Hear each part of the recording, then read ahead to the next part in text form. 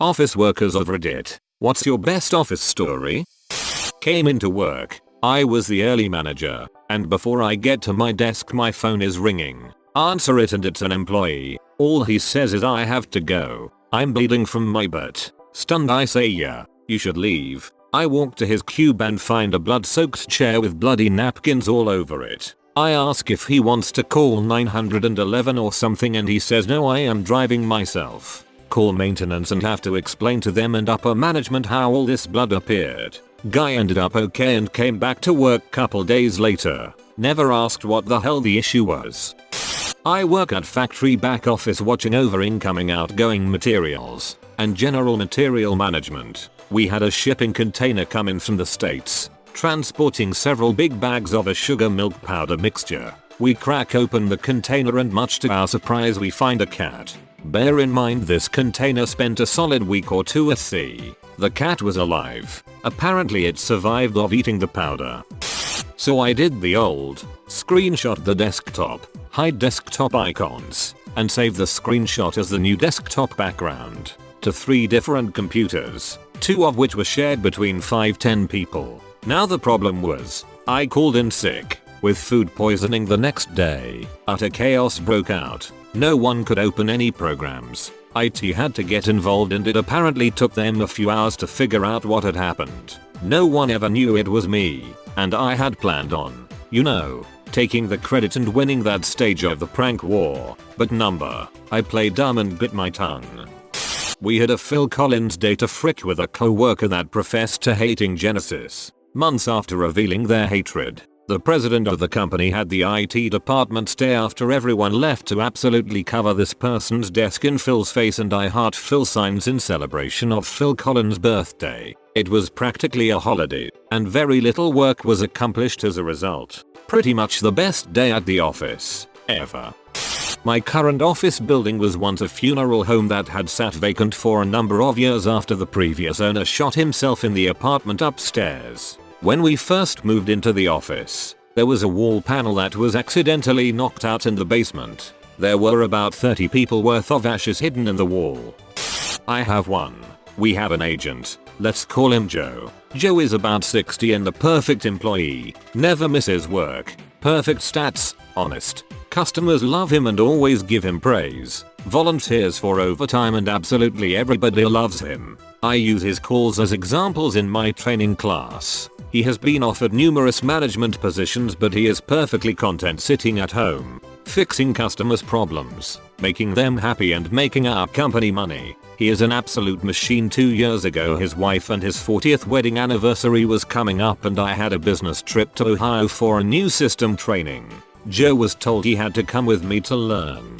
He pleaded he couldn't because he would miss his wedding anniversary. Plus it was odd because agents never go on trips, and my manager said sternly, do it Joe. You don't have a choice. Joe of course went home and packed and got ready to leave a few days later. His wife said she was going to stay with her sisters while he was gone and left the night before. Our company car picked me up for the airport and we headed to Joe's. He was pretty upset and depressed but tried to be upbeat. We went to dinner and stalled for a few hours, for good reason, and when we got to the airport we boarded out plane and headed to Houston. For a switch, we got to Houston and we walked up to the Miami gate and I said, there's your plane. He looked at me and I pointed over to his wife standing at the gate. My boss had arranged to send them to Miami for a week and then on a cruise to Jamaica for their anniversary with my boss's company credit card for expenses. The first thing out of his mouth was OMG, I didn't pack for that, but of course we had his wife take care of that when we sent her out on an earlier flight.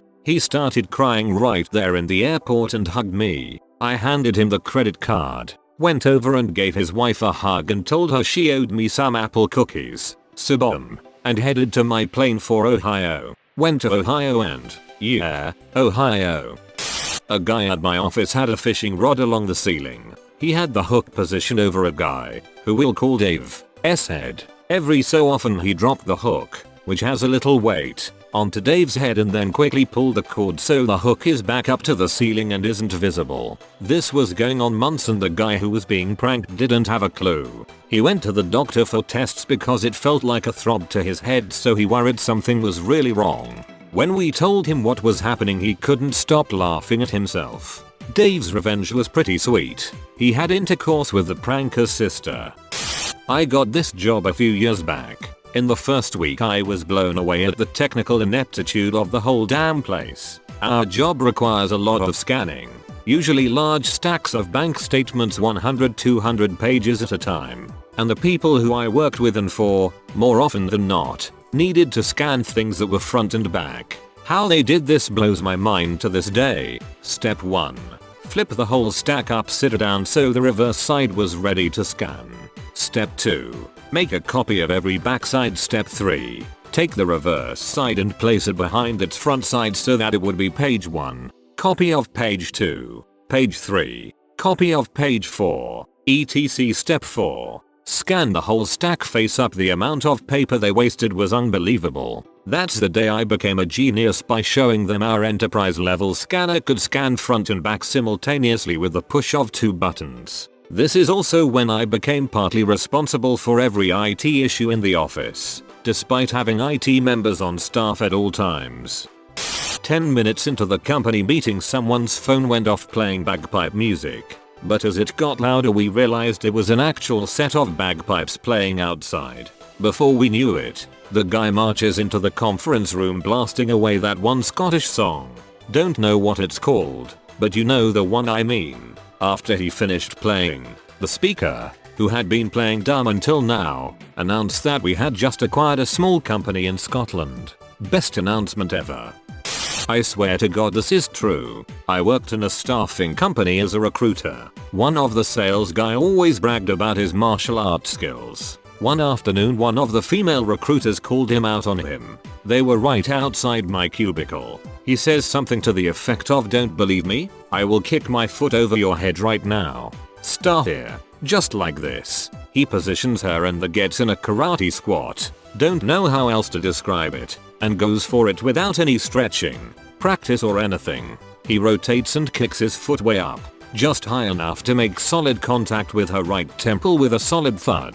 She staggers a bit dazed and he runs and hides in his cube. I couldn't believe what I just saw. It happened so quick. It was insane. This was at my last job, a call center, on National Donut Day at Krispy Kreme. Girl A had gotten a box of donuts and was on a call with a customer. Girl B comes up and takes one out of the box. Girl A mutes her phone and says, "Jerk, you better be joking.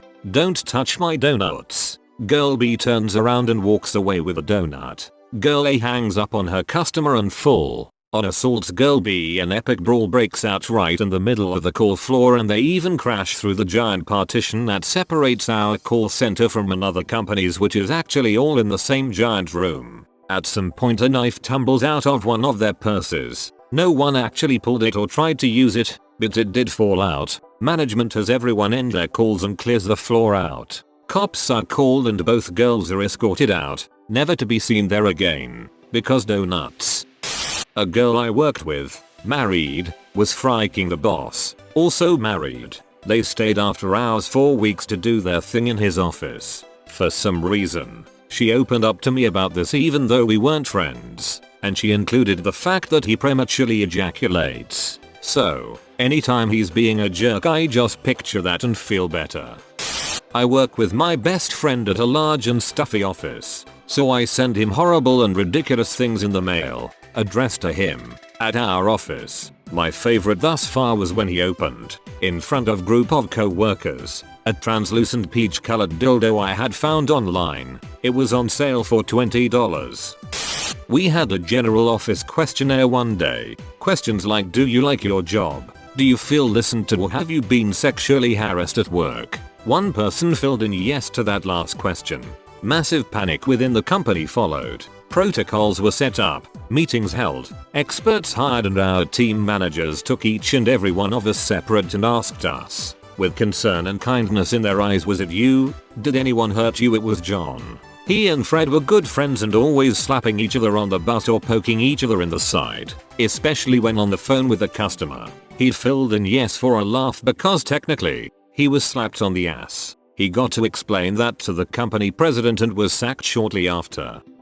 Two middle-aged women, late 40s-ish, grey hair, Mom jeans. Got into a fist fight at the office. I don't remember the context of the fight, but Deb went into Stephanie's office and closed the door. There was a little bit of shouting and then a thud. The door flies open just in time for me to see Stephanie throwing a punch. They yell at each other in the lobby and then one of them actually says, "Let's take this outside." So they do. Some of the younger guys in the office went after them and had to break them up in the parking lot. Only one of them got fired and they offered me her job a few days later.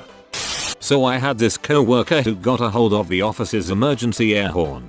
She would sneak up behind people and blast it right in their ear. She got me really good with it once. I almost had a heart attack. She was really good at being sneaky with it too. You'd be working away, have no idea she'd be, like right under your freaking desk, and then that goddamn air horn